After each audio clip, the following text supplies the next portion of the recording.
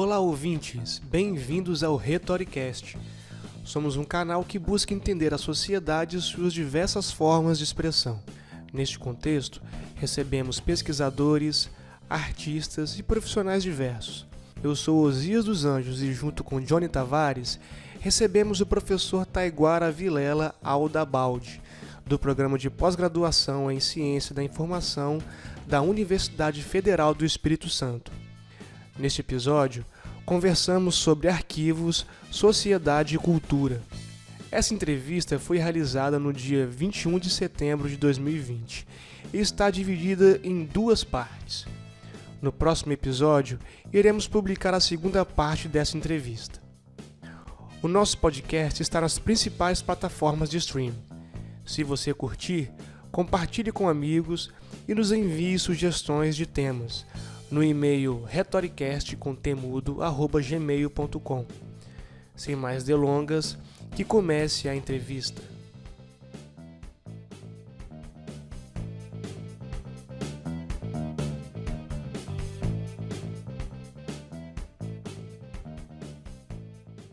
Muito bem, pessoal, estamos recebendo o professor Taiguara Vilela Aldabaldi. Vamos falar sobre Estado, Sociedade, Cultura e Mercado. Olá, professor, seja bem-vindo ao Retoricast, que esse seja o primeiro de muitos encontros. Seja bem-vindo, professor. Obrigado. Obrigado, Johnny. Obrigado, Zias. Professor, gostaríamos de iniciar aqui pedindo para o senhor falar um pouco da evolução da sua carreira acadêmica, né? Desde lá da graduação, o que te levou a fazer o curso de graduação e seguir aí na pós-graduação. Perfeito, obrigado pela pergunta, Johnny. É muito pertinente. Quando eu estava no Colégio Pedro II, Imperial Colégio Pedro II, que tem uma formação científica, né? A proposta do colégio é justamente essa. Inclusive, no passado, já saía com o ensino superior. Isso foi mudado ao decorrer do tempo. Né? Você saía com bacharelado do Colégio Imperial Pedro II. E quando eu estava estudando naquela instituição, eu me interessei muito por história e geografia. Fiquei bastante dividido entre história e geografia. E aí o que eu ouvi dos professores, que eram referências para mim, né, foi o seguinte: olha, você vai dar aula, né? Você vai dar aula assim, no ensino médio, no ensino primário, você não vai ter um mercado de trabalho, que é o que eu manifestava na época. Eu falava que precisava de autonomia, né, financeira, de emprego mais rápido possível. Inclusive, eu cursava o que se chamava, então, Cefet, de meteorologia. E a professora de História disse: olha, a arquivologia é um curso que tem mercado de trabalho, né? Então, isso me chamou a atenção. Então, eu passei para outras carreiras, né? Na época, a gente prestou Enem, acho que era um dos primeiros, se não o primeiro Enem, e eu tirei uma nota muito boa em redação e recebi um telefone da arquivologia. Você vai para o nosso curso, pode vir. E eu cheguei, já falei logo de cara, na época, o diretor, o GAC, falei: olha, eu só vou entrar se tiver emprego. Vai ter emprego? Tem trabalho? Tem, pode vir, pode chegar. Então, eu fui. Foco no trabalho, né? E aí fui à Universidade Federal do Estado do Rio de Janeiro. Nesse primeiro momento, meu foco realmente era renda, né? Eu tinha até 2 estágios. Assim que eu saí de lá, graças a Deus, com emprego, fiz entre a saída, na verdade, e receber, né, essa vaga no mercado de trabalho, eu passei por uma especialização, então, em parceria com a Escola Superior Associação Diplomada da Escola Superior de Guerra e a UNESA. E aí eu confirmei e revisitei a minha graduação, né? Depois, a UFAM, né? Foi quando eu completei lá na UFAM, eu tinha completado o meu mestrado na Universidade de São Paulo, a USP, e para mim foi o grande divisor de águas, essa é a verdade. A USP, para mim, foi o divisor de águas, porque a arquivística que a Ana Maria Camargo ainda hoje domina, né, é uma arquivística extremamente aprofundada, né, uma propriedade muito grande. Então, isso me fez, né, inclusive, uma identidade uspiana que faz parte da minha trajetória, que eu não nego e não gostaria de negar a mim mesmo, né, eu tenho esse direito. E eu ainda no mestrado, dava aula técnica, para aula para os técnicos de biblioteconomia. Poucas pessoas têm esse conhecimento, mas é bom registrar aqui que minha carreira começou na Bíblia, nos técnicos da Bíblia, nem na graduação, foram nos técnicos da Bíblia. Então, depois, assim, em termos de carreira acadêmica, né? Na UFAM, foi a primeira vez que eu ministrei ela no curso de arquivologia, então quase fui coordenador, ainda que não oficialmente, né, para rever o projeto político-pedagógico, etc. E depois, no doutorado, a Georgette Rodrigues, da UNB, foi também outro divisor de águas. Porque dentro dessa iniciação que é arquivística, né, que é o mundo da arquivística, que nós aqui no Cone Sul chamamos arquivologia, se a gente olhar as fontes da Lodolini, ele vai dizer que a ciência arquivística e a arquivologia é essa parte teórica, né?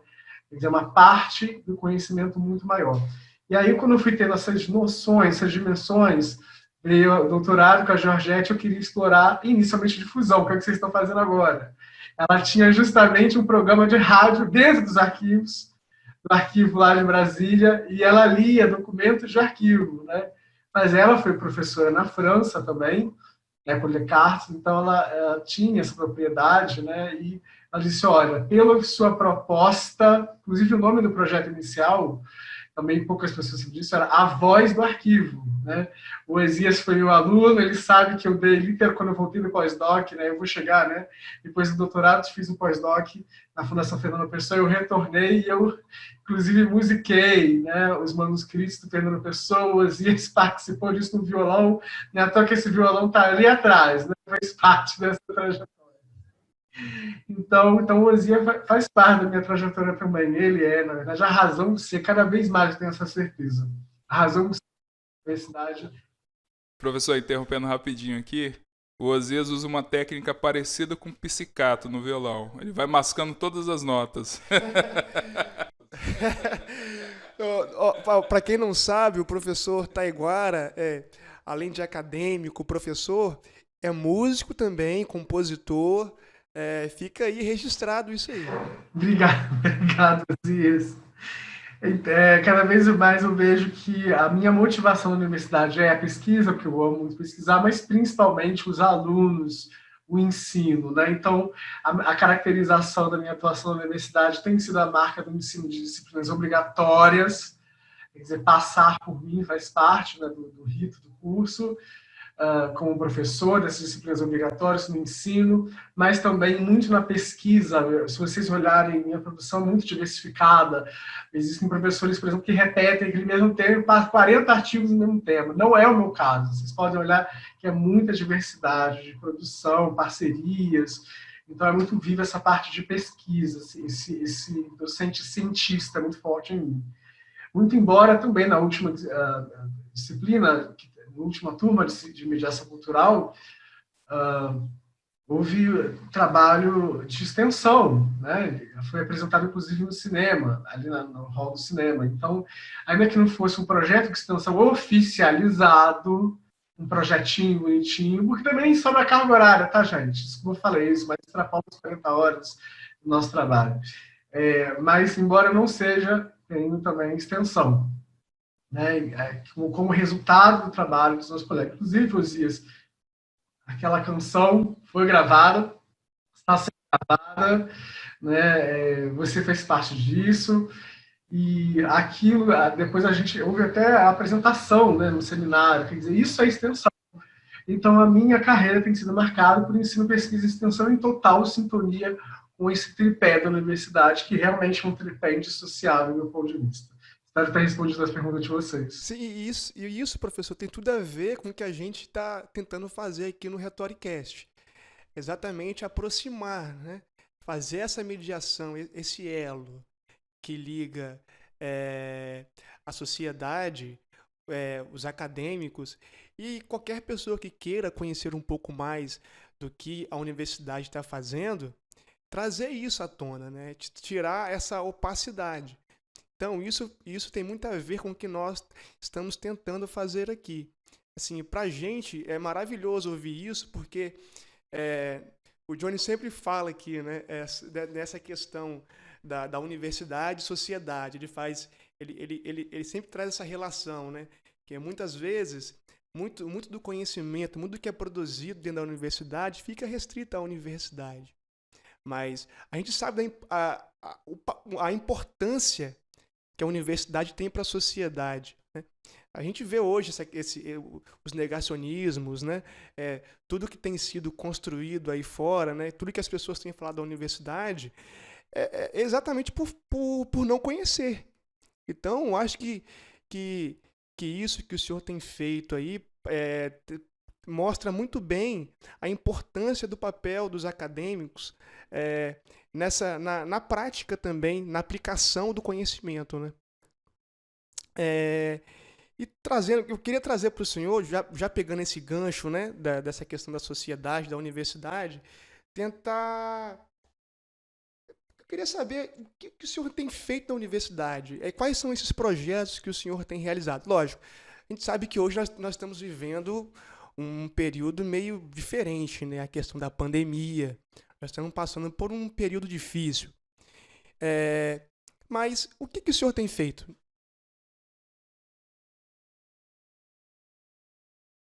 Então, além do ensino, que é a disciplina, né, eu também tenho pesquisado, né? Quando eu falo nós, não se faz pesquisa sozinho, né?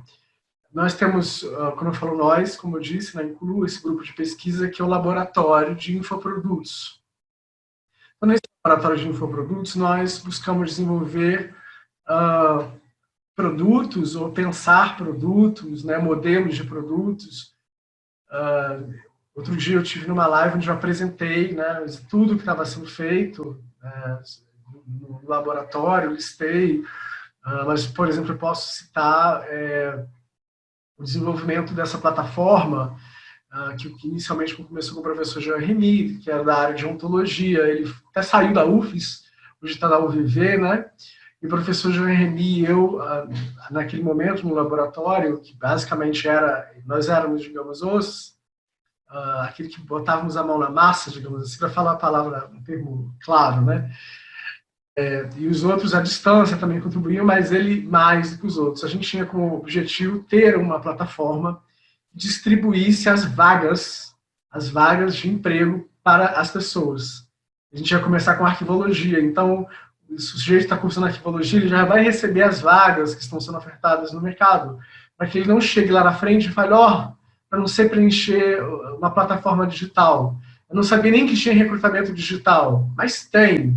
E não é de hoje. E aí, às vezes, acontece do aluno ter a sua graduação e não tem um bom proveito dela porque ele não sabe aplicar ele no cotidiano, não tem competência informacional, né, para ir até uma plataforma dessas, escolher a sua vaga, buscar o seu emprego.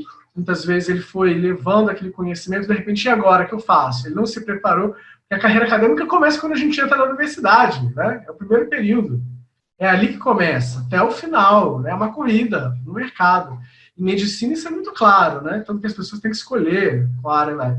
A arquivologia não é diferente, as pessoas têm que olhar os nichos, têm que saber onde querem se posicionar, têm que se preparar para chegar lá, né?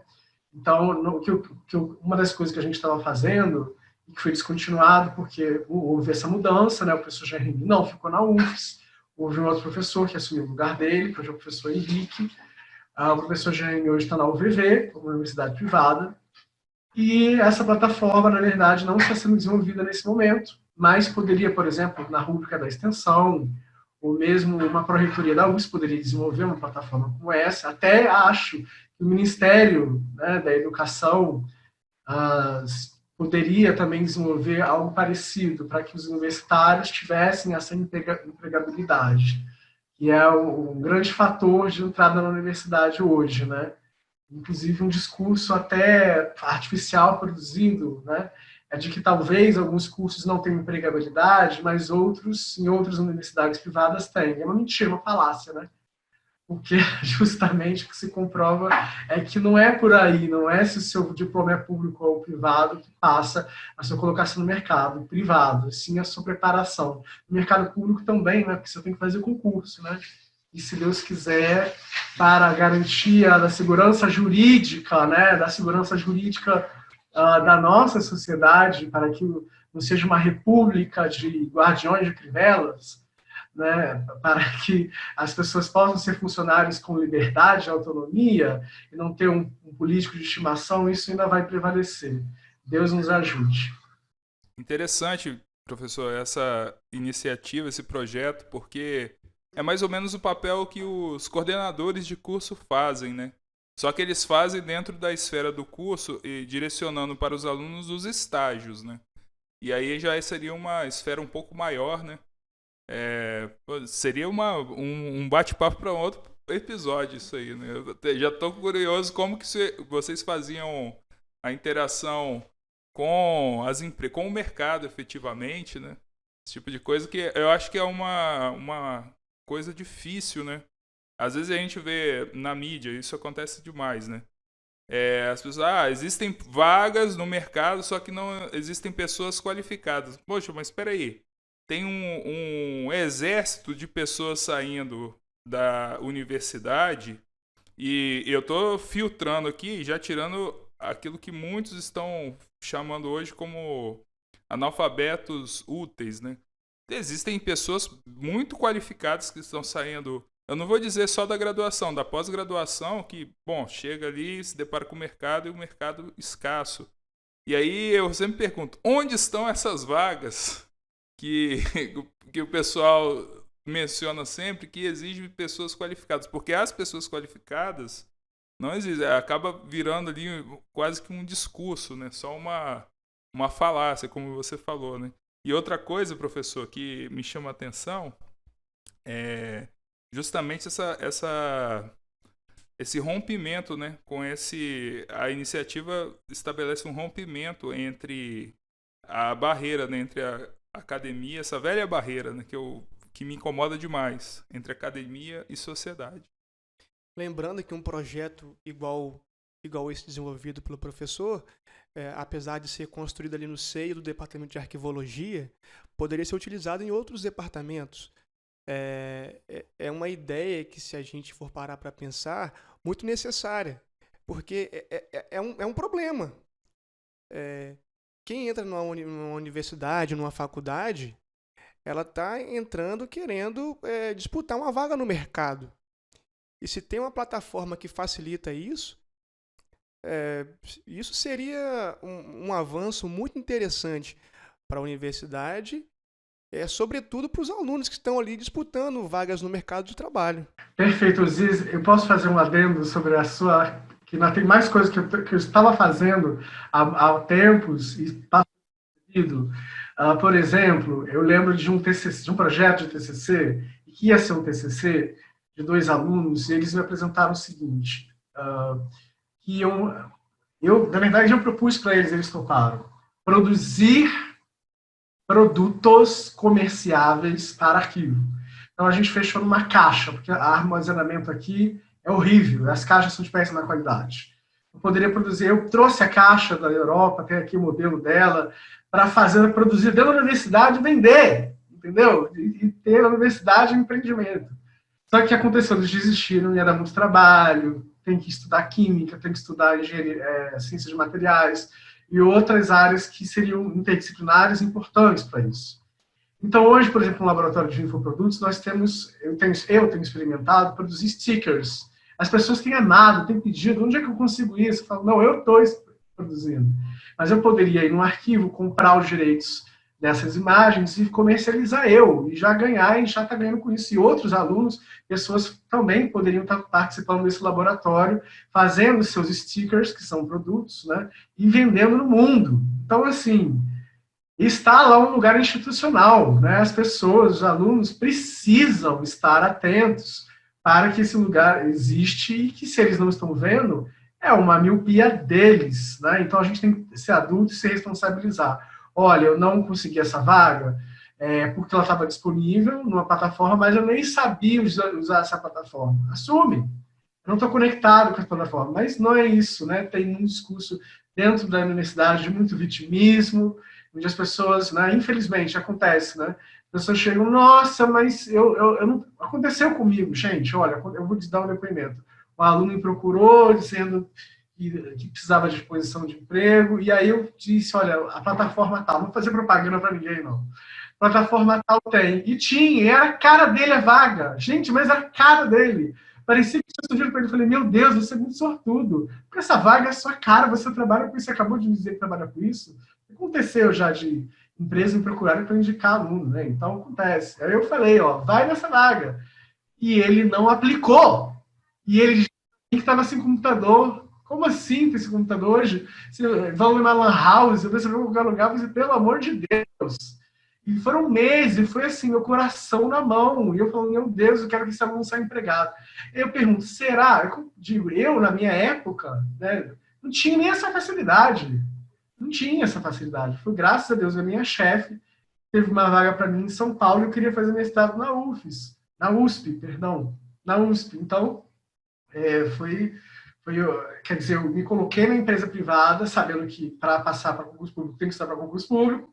Tem muita gente também que só faz estágio em empresa pública e depois quer ir para o mercado. Não é assim que funciona, cara. Tem que se posicionar no lugar certo, caramba. Então, tem essas questões, muitas vezes isso não é discutido. Existe lá na UNB, com a Kátia Isabel, a Kátia, ela da UNB, ela dá uma disciplina no mercado de trabalho. Então, não sei, né, se os alunos necessitam de um diálogo sobre isso, de maneira geral na universidade. Não sei se mudou a geração também, porque quem nasceu na década de 90 tem um comportamento bem diferente, né, de quem, por exemplo, nasceu na década de 80, como eu, em relação a essa questão de emprego ou não emprego, de trabalho, é uma outra realidade. Então, honestamente, assim, completando, eu tenho feito várias coisas, viu, Osias? Já tenho feito há bastante tempo, e essas coisas, elas não têm se desenvolvido como poderiam, não só, né, pela falta de adesão dos alunos a se dedicar, né, de corpo e alma ao projeto, mas acho que a própria universidade, enfim, ela depende de mecanismos burocráticos e fica refém, na verdade. Né? O que a gente tem hoje aqui, a autonomia universitária, deveria ter mais autonomia. Eu acho que o movimento deveria ser o oposto do que está sendo colocado hoje. As universidades deveriam ter mais autonomia, essa é a verdade, para poder responder ao mercado, à dinâmica do mercado.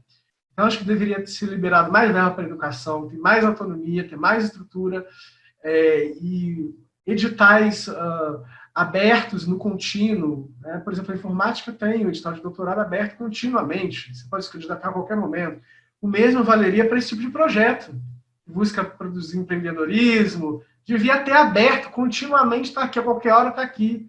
E não cumprir prazo, nossa, às vezes eu estou em férias, e as pessoas querem que eu faça, que eu faça projetos, assuma responsabilidades, é completamente... Gente, eu sou um trabalhador como outro qualquer, tenho direito a férias, a fim de semana, né? Pelo amor de Deus. Enfim, então eu não sou um sacerdote, não, tá? Não é assim, domingo, para mim não é isso. A universidade é a universidade, é um campo de trabalho acadêmico como outro qualquer, né? Então, é isso que eu queria deixar bastante claro. Obrigado pela oportunidade de falar. Professor, eu queria. Nós iremos falar hoje sobre arquivo, sociedade, Estado, cultura. E é bom a gente delimitar alguns conceitos aqui, para até mesmo para os nossos ouvintes entenderem sobre o que a gente está querendo tratar, né? Eu queria que o senhor explicasse para nós, para os nossos ouvintes, o que o senhor define como arquivo, né? E a relação desse termo com o conceito de informação. Porque a gente sabe que, por exemplo, arquivo pode ser inúmeras coisas, né? Pode ser um prédio, pode ser um móvel, pode ser um documento de computador, né? A gente fala, o arquivo, passa o arquivo para mim, não sei o quê. Mas o que esse arquivo que a arquivologia tem estudado, eu queria que o senhor fizesse uma definição para a gente aqui, para os nossos ouvintes. Sim, olha, primeiro a gente tem que realmente observar isso que o Osias observou, a polissemia, né, do termo. Né, isso não leva ao erro, né, epistêmico, ontológico, na percepção da ciência sobre o seu objeto. E, pelo contrário, isso mostra a diversidade dos objetos da ciência. Então, por exemplo, o arquivo com A maiúsculo, né, como a Antônia Herrera coloca, né, é a instituição arquivística. Então, a instituição arquivística é o objeto da arquivologia. Para quem não sabe o que seria uma instituição arquivística, seria uma instituição que é responsável pela custódia legal dos documentos de arquivo, ou seja, ela tem que responder e também pela política, né, de arquivística, política pública arquivística. Ela deve ser autoridade arquivística. Então, essa é uma das definições. A outra definição, que seria o arquivo com A minúsculo, que a gente no Brasil tem mania de denominar tudo arquivo, na verdade são records, registros, que a gente chama também na teoria da historicidade de arquivos correntes, e os archives, que seriam os arquivos permanentes, ou seja, aqueles arquivos que devem ser permanentemente guardados, preservados, que devem ser legalmente custodiados permanentemente, independentemente do suporte. Tem arquivo, os computadores não são de agora, tem arquivo digital desde a década de 60, 50, né? E está armazenado permanentemente. Então, por isso, o arquivo com A maiúsculo é uma instituição permanente do Estado, porque ele armazena permanentemente o seu material. Então, esses materiais de arquivo, eles possuem, diferentemente da biblioteca, por exemplo, um valor de prova, né, um valor probatório. Né, e, óbvio, você escrever uma charge, um jornal, uma redação de jornal ou um livro, não vai provar nada necessariamente. Não é um valor informativo, na verdade, que ali tem. Potencialmente informativo, né? Porque eu considero, e também toda uma escola da ciência da informação, que objetivamente existem os dados. E as informações são interpretadas pelas pessoas, passa pelo nosso sistema cognitivo, e essas interpretações podem, inclusive, virar até um conhecimento. Então, os arquivos têm muita relação com os dados, né, e indiretamente com as informações e também com o conhecimento, mas não diretamente. E aí é claro que existe muito lobby também, isso é natural que exista no mercado de trabalho, e a gente até pode dizer que a gente faz gestão da informação de maneira indireta, que a gente faz gestão do conhecimento de maneira indireta, mas a gente não pode confundir isso com os objetos científicos da arquivologia. Quer dizer, uma ciência não pode descaracterizar o seu estatuto ontológico em decorrência das pressões do mercado, muito embora aqueles que estão atuando no mercado possam, sim, vender muito bem o seu produto, sabendo o que estão fazendo, falando e tratando. Professor, ainda falando de arquivo, quais seriam ou os arquivos, ou quais poderiam ser os valores culturais de um arquivo?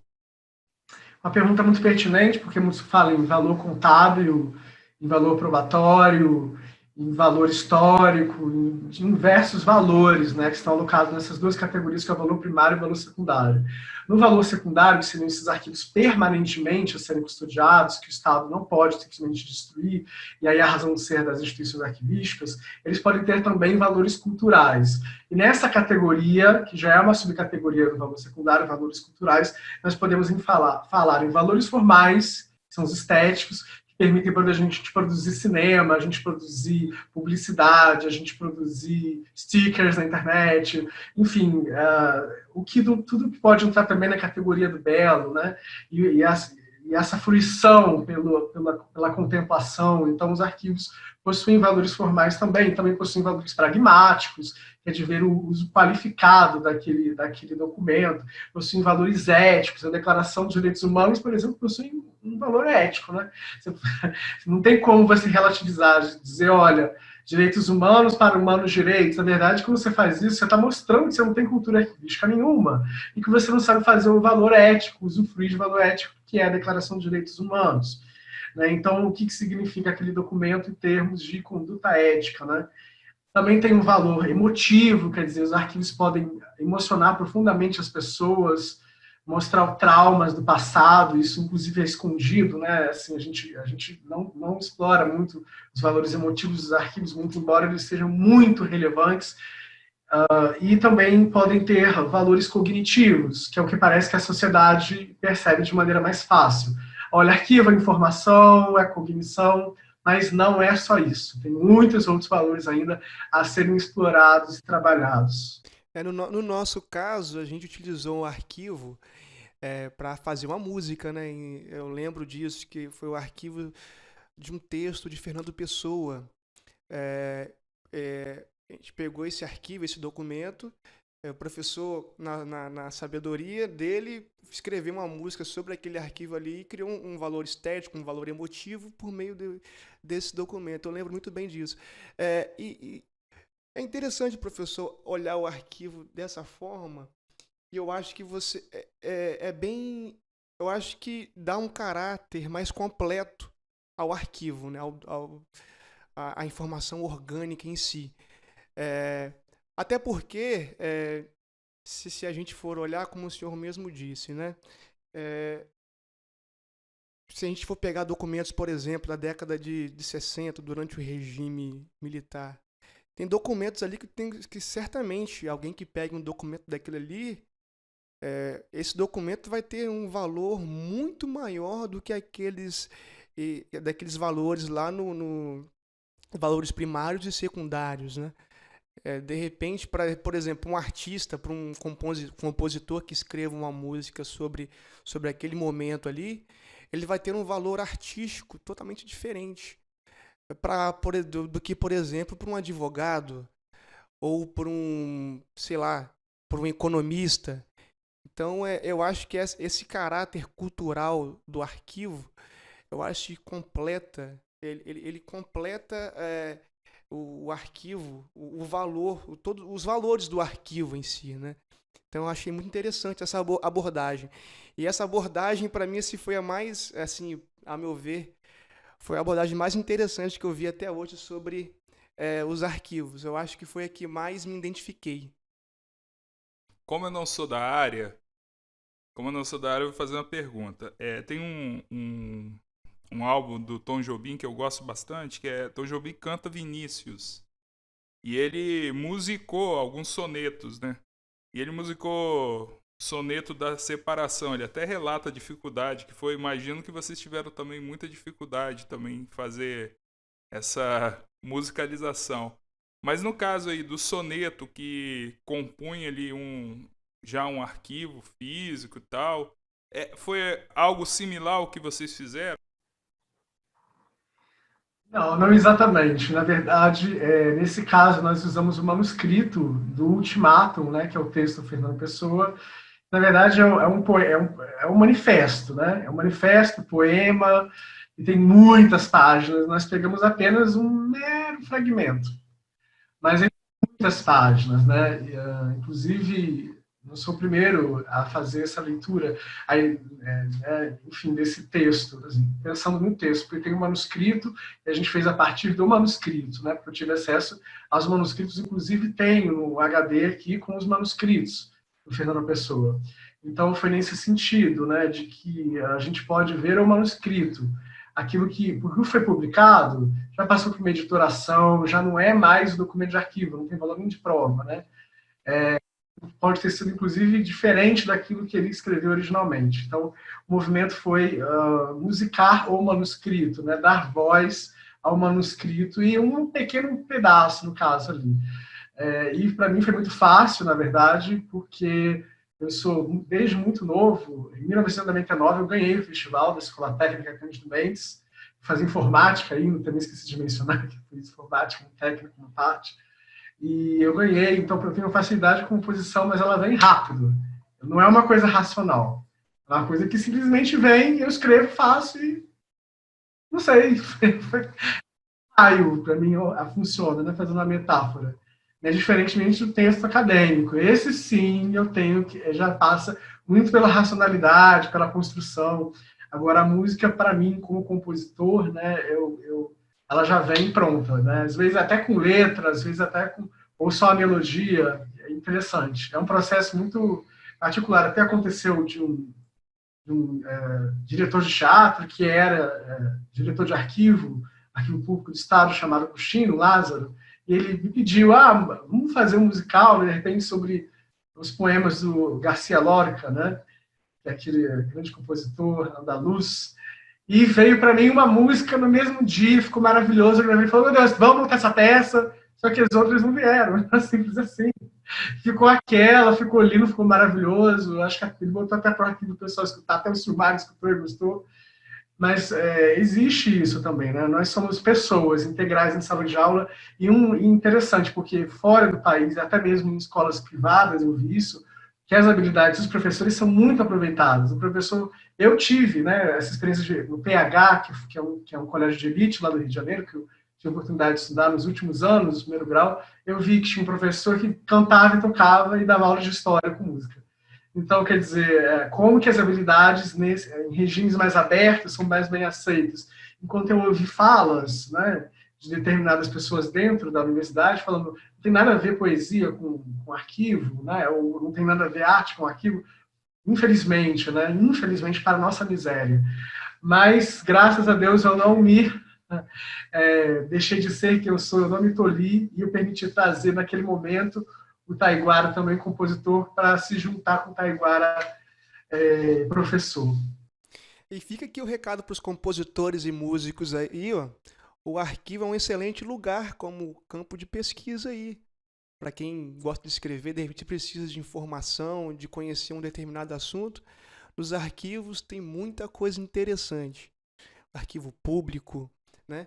Assim, eu tive a oportunidade de conhecer o arquivo público do Estado, não sei como está hoje, né? Mas a época que eu fui era muito interessante, tinham informações super interessantes lá para quem quisesse se apropriar daquilo, né? De tudo que estava ali, de tudo que está ali. Então, assim, para quem escreve, para quem é artista, é mais, né, uma forma de construir a sua arte. Eu vou falar como consumidor de música. Eu não sou profissional da área de música, né? Também nunca estudei música, mas assim, uma coisa que eu percebo como consumidor de música é que existem alguns setores da música que visitam bastante a história e essa questão que o Zias falou, né? Que são fontes, o arquivo são fontes, assim, infindáveis de histórias, né? Se você pensar ali que as letras das músicas trazem ali e se conecta ao sentimento do músico com a melodia, com a harmonia, a melodia. Então, por exemplo, você pega ali, a despeito da crítica que se faz ao modo como o samba das escolas de samba do Rio de Janeiro e São Paulo são executados, os caras fazem uma pesquisa muito grande para poder elaborar um samba enredo. Eu acho bacana. Existem. Eu lembro de um samba enredo que contou a história da Estrada de Ferro Madeira Mamoré. Eu achei bacana a explicação do compositor da letra ali, né? Eu achei muito legal. E, por exemplo, a música cristã, tem um setor da música cristã no Brasil, que muitos chamam de gospel também, né?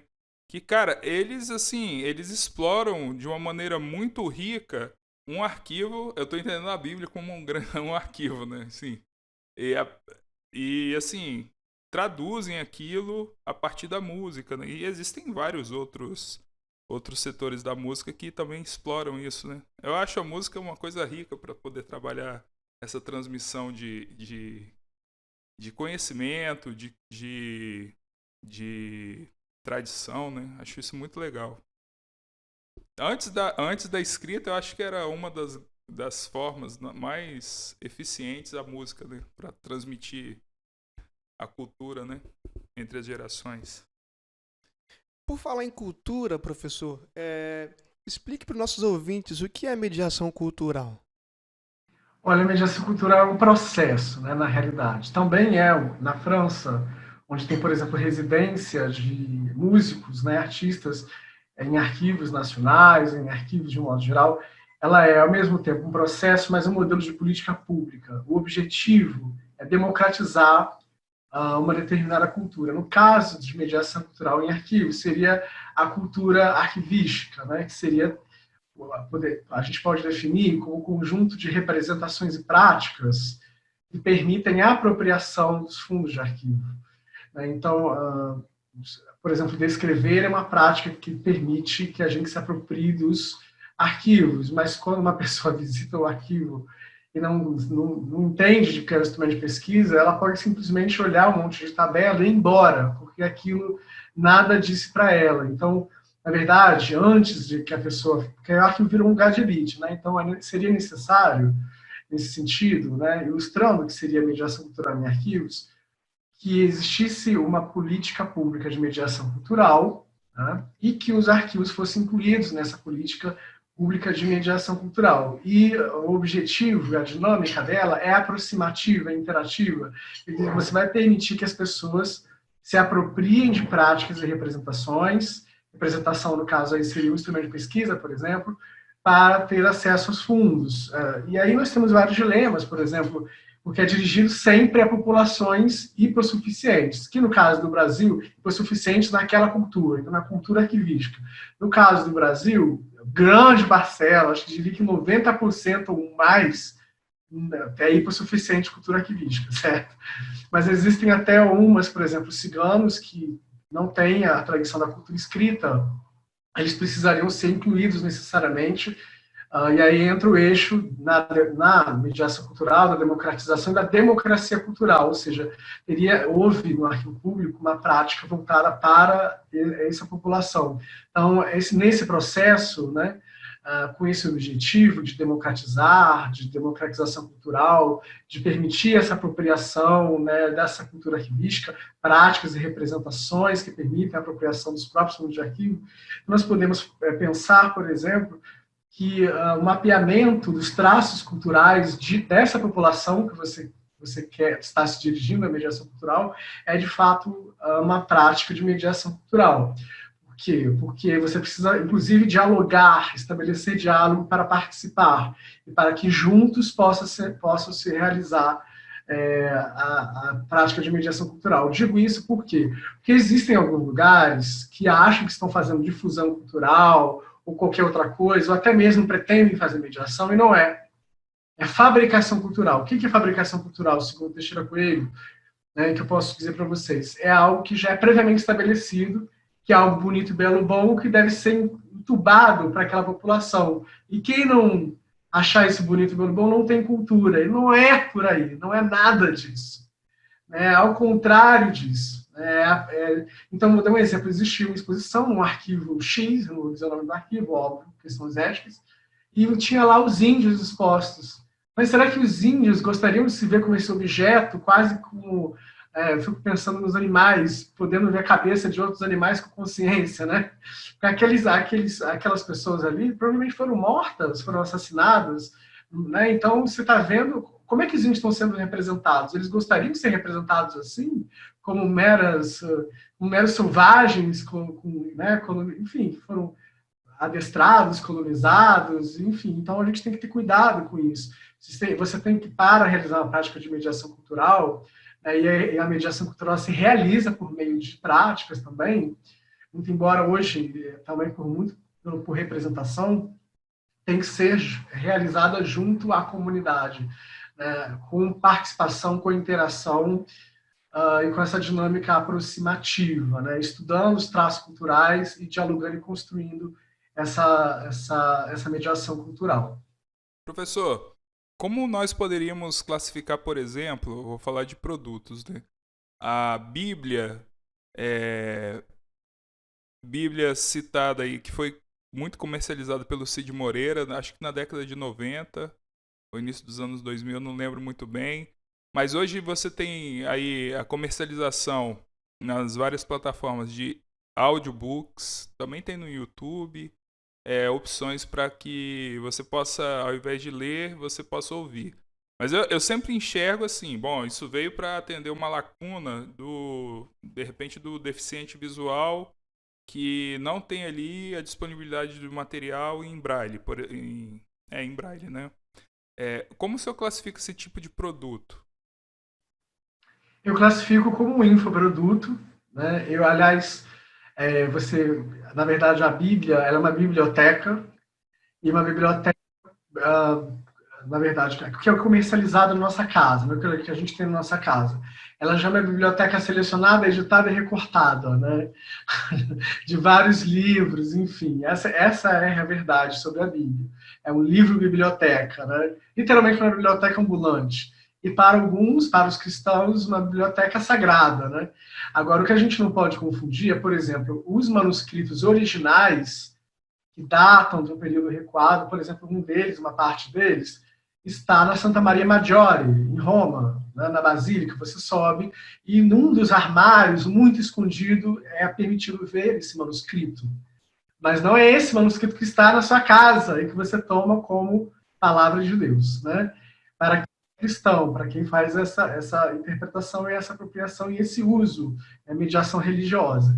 Então nós temos que ter cuidado com isso, de que aquilo que está num pergaminho, por exemplo, não é aquela edição daquela igreja, daquele. Não é. Né? Nós temos edições, nós temos traduções, nós temos transliterações. Há todo um problema em relação a isso. Né? E aí eu digo para vocês: existem manuscritos, existem os arquivos. E esses arquivos provavelmente não foram disponibilizados na nossa história. O homem ainda, o cristão, não teve acesso ainda à Bíblia com todos os arquivos reunidos que ela tem integralmente, 100%. Não foi. Então, esse infoproduto seria um dos infoprodutos, acho que, mais caros e cobiçados, porque a Bíblia foi mais vendida no mundo. Seria realmente uma maravilha fazer o arquivo da Bíblia, trazer todos os documentos, cada fragmento preservado, né? Fazer um infoproduto com isso. Para que as pessoas... E aí, é claro, fazer opções, vamos transliterar. Aí vocês vão ver, por exemplo, diferença no próprio Pai Nosso, que foi a informação que Jesus, foi a oração que Jesus passou para os apóstolos. Vocês vão ver várias questões sendo colocadas no Velho Testamento também. Por que alguns judeus não acreditavam no inferno e outros acreditavam, por exemplo. E aí você vai ter um questionamento de muitas doutrinas, daquilo que é ensinado, né? Então, é uma busca pela verdade, né? Sabe quem escreveu sobre isso, Johnny? Foi Newton. Newton quis fazer isso. Newton quis ir atrás da Bíblia onde ela estava. Né? E ele escreveu sobre isso. E é um empreendimento, seria um empreendimento que eu acho que seria de maior valor. Se alguém fizer, por favor, me chame. Me convide para participar disso.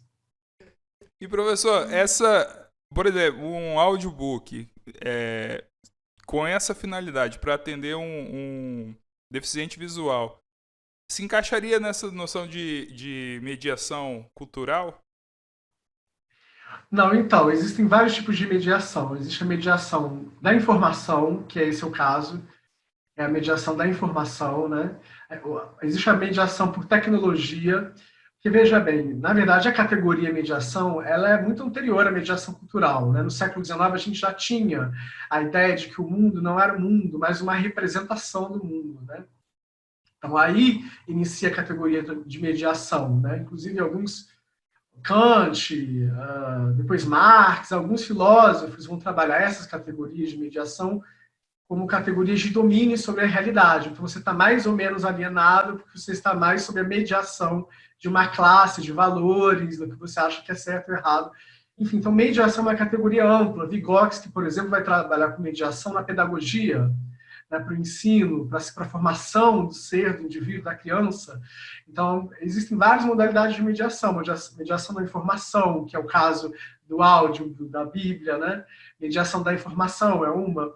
Mediação do conhecimento, que é mais ou menos o que a gente está fazendo aqui, mas, na verdade, a gente está fazendo mediação da informação, almejando que as pessoas, né, possam ter lá no seu interior, porque o conhecimento é uma coisa humana mesmo, um fogo, digamos assim. O conhecimento seria esse fogo. Vamos botar uma metáfora, né, que eu ouvi muito bela. O conhecimento é o fogo, a informação seria a água, a liquidez, né, e o dado seria a pedra, a rocha, o que está inscrito de fato, né, o que ficou. Então, nós teríamos que pensar isso, que seria, na verdade, um infoproduto cujo objetivo é mediar informações. Ele não tem uma preocupação, por exemplo, com o estatuto probatório.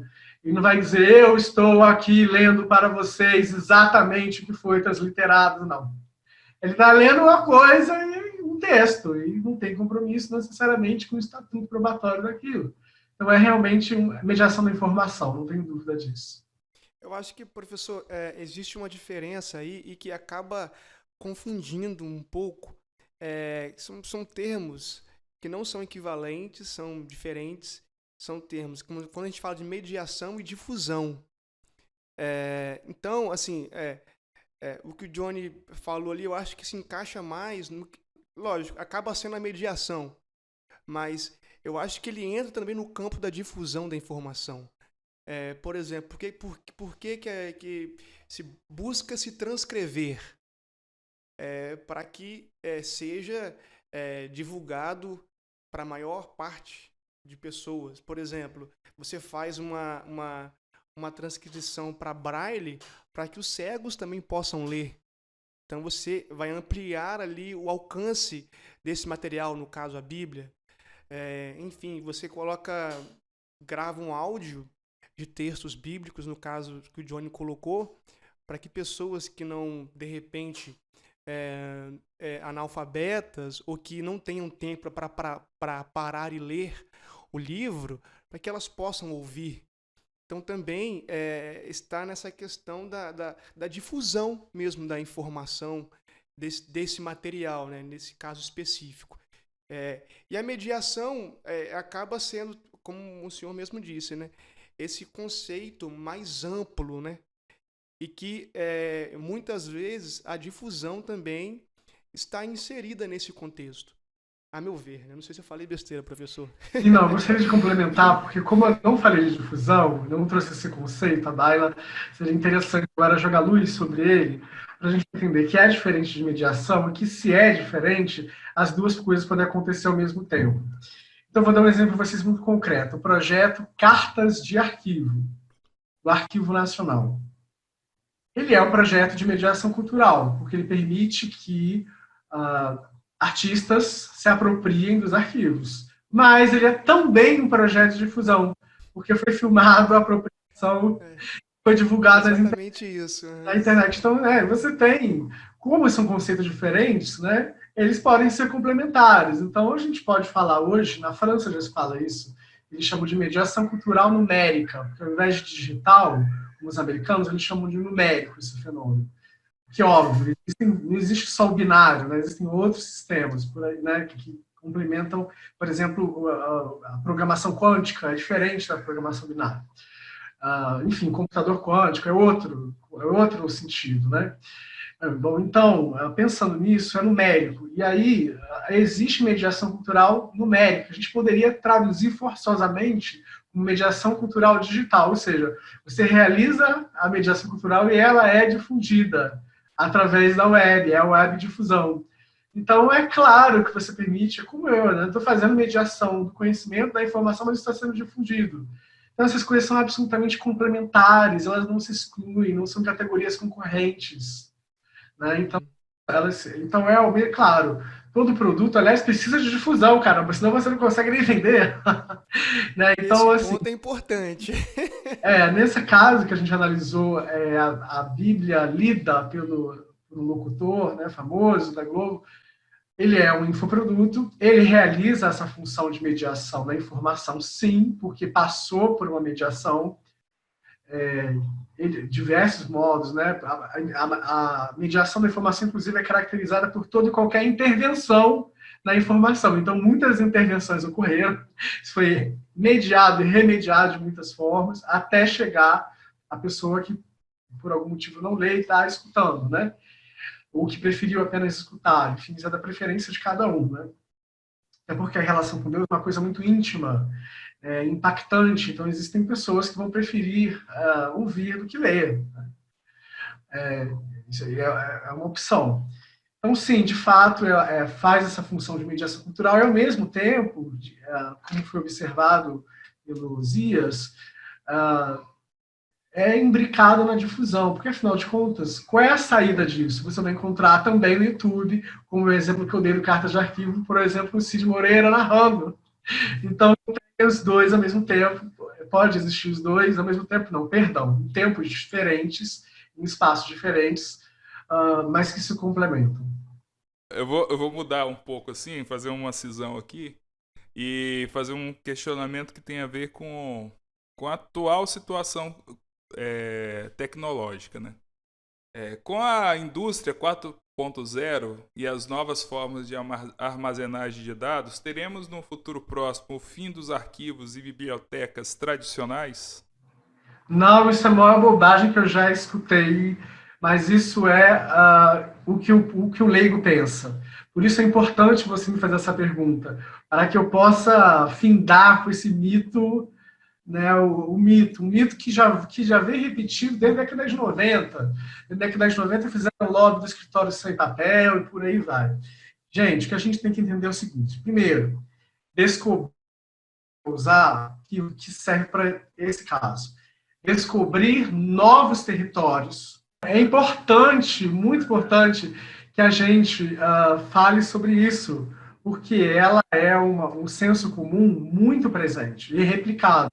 Então, é aquela coisa, as pessoas ouvem raramente os experts. O que vocês estão fazendo é uma coisa realmente rara na sociedade. As pessoas, infelizmente, as pessoas se doem de ouvir um expert. Às vezes aconteceu de eu começar a falar sobre um assunto e a outra pessoa perceber que eu domino o assunto e ela não querer mais falar sobre aquele assunto que está, porque ela tem medo, né? O medo de que está errado, de que está fazendo alguma coisa. Enfim, é terrível. Então é importante, sim, falar sobre isso, de que há esse mito, né? Então eu vou usar uma metáfora para responder. Tá. Descobrir novos territórios.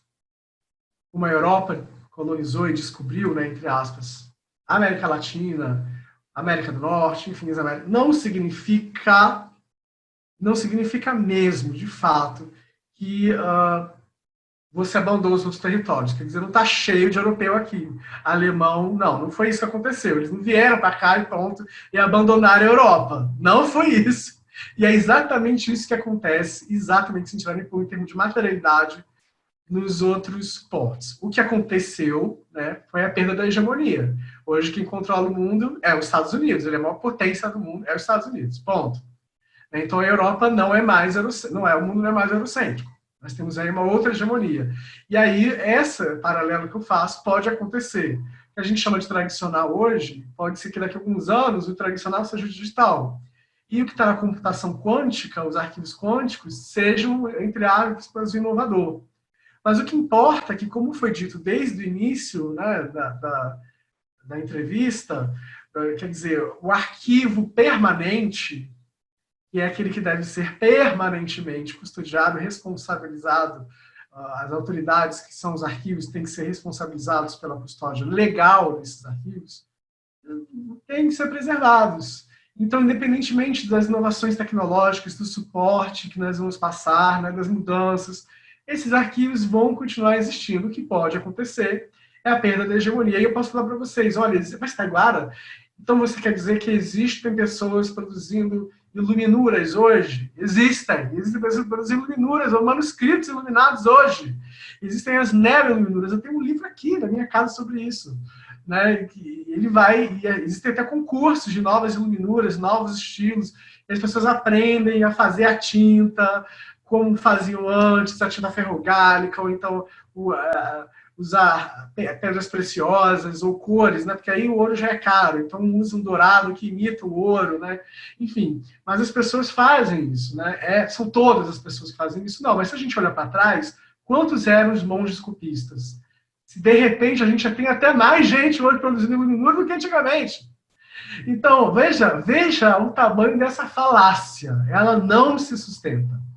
Ela simplesmente não se sustenta. E eu posso dar outro exemplo. A rainha da Inglaterra foi solicitada da Câmara o discurso, né, dela. E ela falou, não, eu não vou mandar para essas pessoas o meu discurso que é tão importante numa mídia digital que amanhã pode ser destruído, pode ser adulterado. Eu vou mandar matar um bode, e ela mandou matar um bode, tirar a barriga, a pele da barriga e fazer um pergaminho de bode real. Eu vou botar o meu selo, como ela sempre fez, e aquilo ali dura 500 anos. E aí o arquivista da Universidade de York foi chamado, poxa, mas você não acha assim estranho? Né? O pessoal está esperando mídia digital, um arquivo, alguma coisa por e-mail, e a rainha resolveu mandar um pergaminho com o selo dela.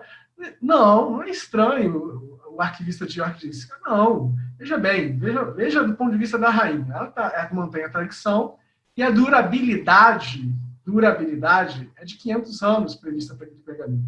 E para essas mídias aí? Então nós temos um mito, um lobby muito forte, uma tentativa selvagem, né, mas, por exemplo, a Rainha, que tem a opção, que realmente exerce o livre mercado, não é entubado pela tecnologia, como é entubado no Brasil. A gente não produz computador aqui, a gente não produz alta tecnologia, né? A gente vem tudo da China, vem tudo de outros países, mas a gente não faz isso aqui ainda, né? A gente poderia até fazer uma reengenharia e ter um parque industrial. A gente não tem parque industrial no Brasil. Inclusive, um dos motivos dessa visão de hoje é isso: o governo não está investindo na indústria, ele está apostando na mineração, no agrobusiness, mas enfim. Em resumo, é o que eu tenho a dizer para vocês sobre esse assunto, que para mim suscita uma necessidade de esclarecimento proporcional à confusão que ele estabelece. Obrigado por poder responder. Quem elaborou essa pergunta fez muito bem de ter elaborado, porque imagina passar por ela, né? Imagina ao final de toda a conversa, mas isso é coisa do passado, não vai mais existir arquivo, e sai uma bobagem desse tipo, né? Quer dizer, porque as pessoas não poderiam ouvir sobre isso. Então, muito obrigado pela pergunta, pela oportunidade de responder. Obrigado, professor. Aceitamos o elogio, agradecemos. Foi a equipe do Retoricast. Agora é o seguinte, professor. Um provocador diria que a rainha fez isso porque ela é conservadora. Agora é o seguinte, deixa eu falar para o senhor. Você acha que, se eu pensar, por exemplo, no disco de vinil, né? Bom, ele foi abandonado depois da inserção do CD no mercado. Agora, pouco tempo atrás, acho que talvez 5 anos atrás, ou um pouco mais, pelo menos uma década, o mercado começou a se reativar, né? Hoje já tem um mercado interessante aí para quem usa esse tipo de mídia, né? Que foi abandonado totalmente. Mas aí eu lembro, poxa, eu fiquei curioso, né? Por que as pessoas estão querendo ouvir música em um disco, em um LP, né? Aí eu ouvi uma explicação que a qualidade do áudio é melhor do que no CD, porque a compressão. Então é o seguinte, você que tem essa experiência na música vai poder falar melhor sobre isso, né? Mas eu acho que é a mesma coisa, assim, que o mesmo raciocínio. Exatamente, o mesmo raciocínio. E eu conheço pessoas que dizem, olha, essa banda, a Cocteau Twins, por exemplo, ela não existe no mundo digital, porque não tem nada a ver com vinil, é outra banda. Né? Porque a sonoridade dela não tem nada a ver, simples assim, eu estou ouvindo uma outra coisa, não é a banda que eu gosto. Traz para mim de volta, e aí volta o vinil. E aí tem bandas, por exemplo, Legião Urbana, que é uma banda muito famosa no Brasil inteiro, campeões de venda, lançou aquele disco A Tempestade, que saiu primeiro em CD. E ele lançou A Tempestade de novo, com aquele encarte grande que as pessoas não tinham oportunidade. E as pessoas compraram como água. E hoje em dia vale dinheiro bom, porque valoriza, inclusive, né? Então é interessante a gente notar exatamente isso, né? A mesma lógica, a lógica do livre mercado, de que a ideia da rainha é de que ela queria escolher, e ela pode escolher, porque ela é rainha da Inglaterra, caramba, ela não precisa ser entubada, ela não precisa escolher o que os outros querem que ela escolha, ela tem liberdade de escolha. E o livre mercado também passa por isso. As pessoas alguma vez falaram, não aguento mais, não estou ouvindo mais, não era isso que eu ouvia, eu não gosto nem dessa banda, isso aí não é Cocteau Twins, isso é outra coisa. E aí, claro, tem demanda, tem mercado, e isso retorna às mídias antigas. Né? Hein, professor? Eu tenho uma visão sobre essa questão aí. Eu acho que existe uma relação muito forte nisso que o senhor e o Johnny falou, uma relação suporte e informação registrada. A informação ela vai estar ali, com qualidade ou não. Né? E o suporte muitas vezes muda. Por exemplo, antigamente, lá na antiguidade, os sumérios utilizavam o quê? Pedras, tábuas de argila, né? E registravam as informações dele ali num tipo de suporte. A questão do CD, né? A gente utilizava outros tipos de suporte para se registrar música, até mesmo antes do bolachão, como a gente conhece hoje. Já existiam outras formas de se registrar música, o gramofone e outros tipos. Né? Até mesmo a forma escrita, né? A música se registra na escrita também, é um tipo de suporte. O papel, né? A música, então ela já foi e é registrada de outras formas. Mas veja bem, eu gosto de fazer uma relação, quando entra nesse assunto, na atividade dos pintores. E também na música. Na música eu gosto de criar essa relação também. Por exemplo, quando a gente pega um quadro, né, o Da Vinci lá, ele pintou um quadro lá à mão. Ali ele tem um tato, né? Ele tem um tato, ele pegou o pincel ali, as paletas de cores e desenhou um quadro ali. Assim como um grafiteiro, ele pega uma parede, ele tem ali toda a sapiência de construir ali um objeto, um desenho ali. Hoje tem outros dispositivos que qualquer um pode fazer, por exemplo, uma mesa digitalizadora, né? Quem é ilustrador sabe muito bem o que eu estou falando. É um objeto que você coloca ali na mesa digital e que você pode desenhar ali. Você tem uma paleta de cores gigantesca que você vai construir um desenho digitalmente. Mas é aí que a gente entra na questão do suporte e informação. A informação física, ela é palpável. A informação digital é a simulação da informação analógica. Tem um músico e produtor musical que eu sigo ele e acompanho muito as produções dele. Ele fala o seguinte: o digital vai sempre simular o analógico. Então, ele nunca vai ser o analógico. Ele vai ser o digital que simula o analógico. Se você quer uma experiência de um som analógico, ouça o analógico. Entende? Então, assim, eu entendi muito bem o que ele quis dizer, porque ele toca realmente nessa questão do sentimento ali. Como que você quer ouvir uma guitarra da década de 70 tocando num aparelho totalmente digitalizado? Então, isso não vai acontecer nunca. Então, esse produtor é Liciel Franco. Para os ouvintes que quiserem, ele tem Instagram, ele é produtor musical, ele produz um monte de gente por aí. E inclusive, o estúdio dele é interessante porque ele construiu todos os equipamentos do estúdio dele de forma analógica. Porque ele é bem apegado a essa questão analógica, digital, ele discute muito isso. Então, assim, a meu ver, por mais que a informação esteja ali no suporte digital e é adquirida de forma digital, a analógica nunca vai deixar de existir, porque é uma experiência diferente. Por exemplo, um pintor que constrói a ilustração na mesa digitalizadora, certamente vai ter pessoas que vão querer a experiência da pintura analógica, feita à mão, da pintura, a experiência de você sujar a mão e você construir as paletas de cores, você compor as cores ali, ter esse tato com as tintas. Então, a meu ver, por mais que você possa construir uma informação digital, a informação analógica, o documento analógico, o documento físico, ele sempre vai existir, não tem jeito. Eu acho que é de fato uma falácia.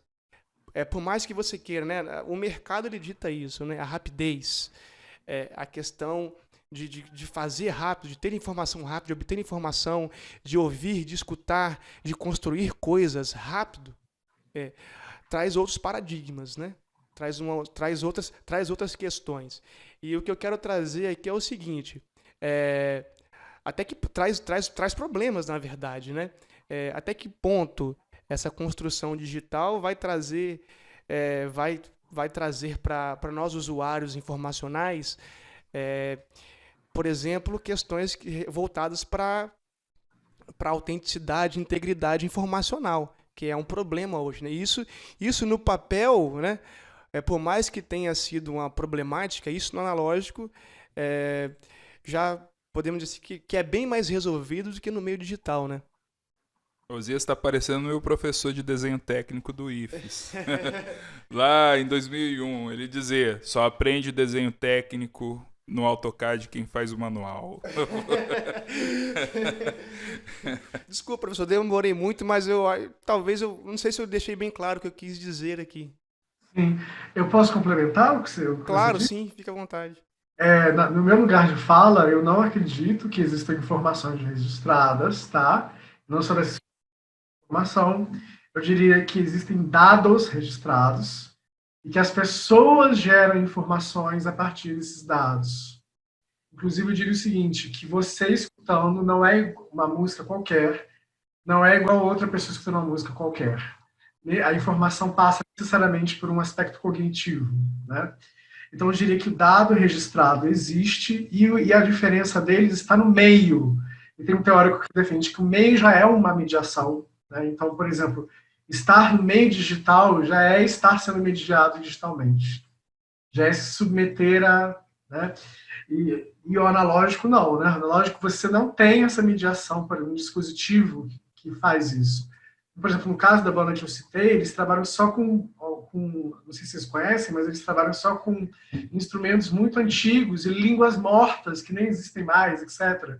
Enfim, a pegada deles é histórica mesmo, né? Para o analógico. E as pessoas, óbvio, quando viram aquilo no digital, falaram: não é, não é a banda, a gente gostava daquele chocalho diferente, instrumentos até que nem existem mais, de repente eles usam, né? Então, a gente tem que lembrar que a voz, os instrumentos, enfim, então realmente é uma outra experiência. E o que a gente não pode confundir é o seguinte: o som, como dado, registrado, é algo mais ou menos recente na história da humanidade. O que a gente tinha era a representação do que em termos seria executado no som. Por exemplo, uma partitura italiana, né, uma representação daquilo que de uma execução, de uma versão, né? Mas não é a música. Aí que tá. A gente tem que fazer esse tipo de apontamento, né, para que as pessoas até não fiquem confusas, até porque o documento musicográfico ele é bem diferente, ele tem particularidades dele, desafios dele, que você precisaria, na verdade, de uma especialização, que eu posso dizer assim, para tratar esses documentos, porque eles são, de fato, muito diferentes dos outros documentos que a gente costuma tratar, inclusive de práticas arquivísticas já consagradas, iriam ser revistas para as partituras e para os registros musicais, né? Então, o registro do som é uma coisa, e o registro da representação do som é outra coisa. Embora eles possam estar vinculados, não é necessariamente a mesma coisa. Agora, professor, uma banda que eu conheci recentemente, que também trabalha com essa questão da música renascentista, é Blackmore's Night. Não sei se você conhece.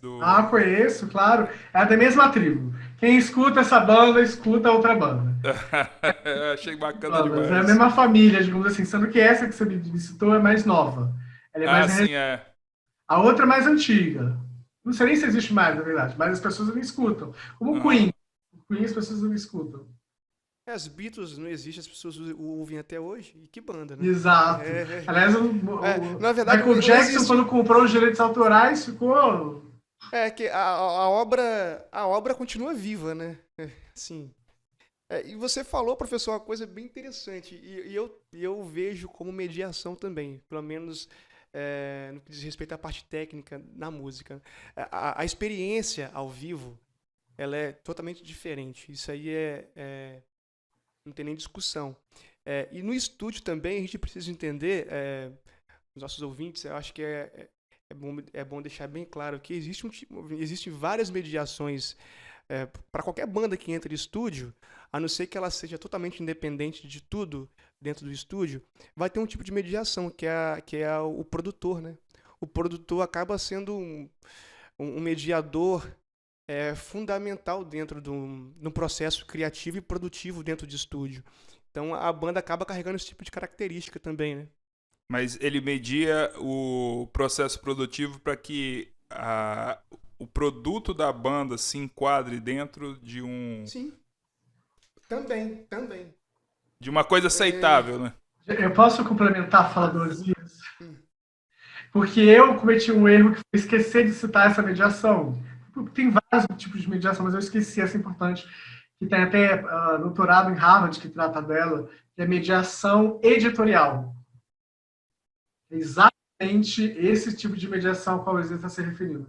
Chama mediação editorial. Muito interessante. Então, de mediação. Para vocês terem uma ideia, mediação cultural na área da saúde, quer dizer, quando você vai tocar o seio de uma mulher que é da religião islâmica, não é um modo como você vai tocar o seio de uma cristã luterana, por exemplo, que não é um modo de... Então, você tem na enfermagem mediação cultural para saber tratar, como tocar o corpo, como tratar. Então, é uma categoria muito ampla, daria para a gente falar bastante de mediação. Obrigado. Eu já atuei como professor e lecionando eu percebi que o professor também atua como mediador educacional, né? A todo instante, porque você trabalha com um público variadíssimo, né? Tanto religiosamente falando, quanto culturalmente falando, digamos assim, né? E dependendo do público também, a faixa etária muda totalmente a forma de falar. Uma coisa que o professor falou, né? A noção de emprego para um cara que nasceu na década de 90 é diferente para quem nasceu na década de 80. E tratar determinados assuntos com faixa etárias diferentes é extremamente complexo, né? Eu lembro que eu fiz licenciatura, eu não gosto de trabalhar com criança, porque eu acho dificílimo você abordar um tema que às vezes você pode até trabalhar na graduação, o mesmo tema, sei lá, precipitação, né, vamos dizer assim. Cara, é extremamente difícil você tratar determinados assuntos para preparar aquele assunto para a criança, porque o adulto já tem outra capacidade de abstração, né? Então essa coisa é bem difícil, né? Então, pessoal, concluímos aqui a primeira parte de nossa entrevista. No próximo episódio vamos trazer a segunda parte dessa conversa com o professor Taiguara. Até mais!